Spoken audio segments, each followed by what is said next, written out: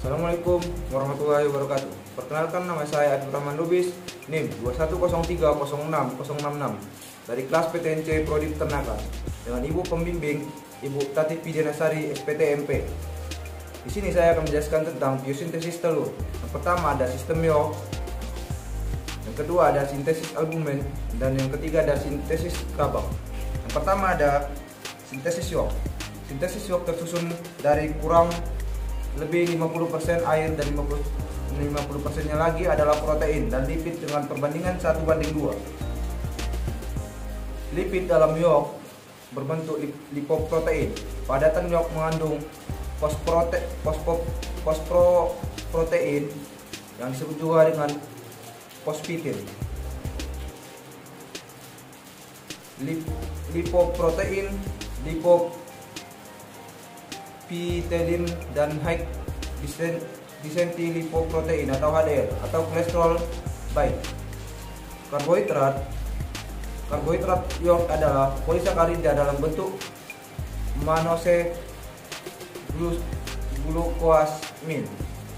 Pembentukan atau sintesis komponen-komponen Yolk atau phylogenesis berlangsung dalam hati di bawah koordinasi hormon-hormon gonadotropin dan steroid. Pembentukan sel telur atau ovum pada ovarium yang tetap berlangsung selama satu periode bertelur.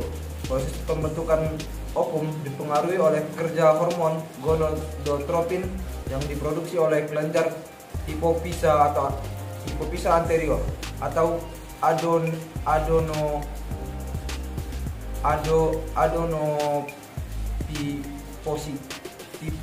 hipofisa yang berpusat di hipotalamus. Hormon EPSA atau polycell signaling hormone yang diproduksi oleh kelenjar adenofisa ini berperan dalam merangsang pembentukan ovum massa atau folikel. Folikel yang sedang dalam perkembangan ini akan mengeluarkan estrogen. Estrogen merupakan senyawa steroid yang dihasilkan oleh sel TK interna dan granulosa yang berfungsi untuk pembentukan Yolk, albumen, dan cangkang telur. Selanjutnya ada sintesis albumen. Protein albumen terdiri dari ovalbumin 54% dan ovatransferrin atau konalbumin 13%, ovomukib 11%, ovoglobulin 8%, lisosim 3,5% dan ovomukin 1,5 sampai 3,0%. Terdapat juga beberapa protein dengan level yang sangat kecil, yaitu apidin 0,5%, flavoprotein 0,8%, ovomakrolobin 0,5%, ovoinhibitors 0,1 sampai 1,5%, ovogliprotein 0,5 sampai 1% dan papan inhibitor 0,1%. Hormon-hormon asteroid memiliki peran penting dalam sintesis protein pada ovidum.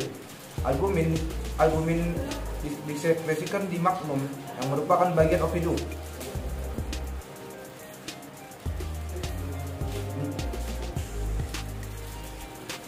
Estrogen larut dalam lipida melewati membran sel, kemudian diikat oleh reseptor estrogen kompleks. Estrogen dalam reseptor ini membentuknya menjadi 5S.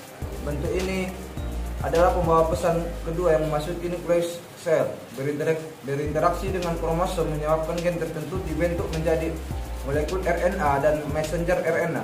Molekul RNA ini meninggalkan nukleus menuju ribosom untuk